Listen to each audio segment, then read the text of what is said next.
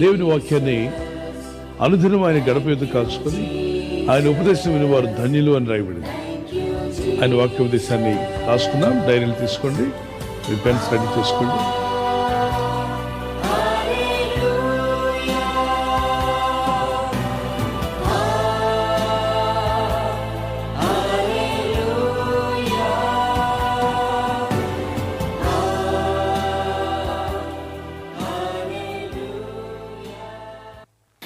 ఈ సమయంలో కీర్తన గ్రంథం నుండి 20వ కీర్తన మనం ధ్యానం చేసుకుందాం.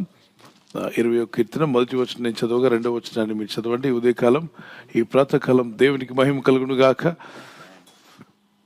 మీకు సమాధానం కలుగును గాక. ఆమేన్. ఆపత్కాలము యెహోవా నీకు ఉత్తరం ఇచ్చును గాక, యాకోబు దేవుని నామము నిన్ను ఉద్ధరించును గాక. పరిశుద్ధ స్థలములో నుండి ఆయన నీకు సహాయము చేయునుగాక, సియోనులో నుండి నిన్ను ఆదుకొనుగాక. ఆయన నీ నైవేద్యములన్నిటినీ జ్ఞాపకం చేసుకును గాక, నీ దహన బలులను అంగీకరించును గాక. నీ కోరికను సిద్ధింపచేసి నీ ఆలోచన యావత్తును సఫలపరచునుగాక.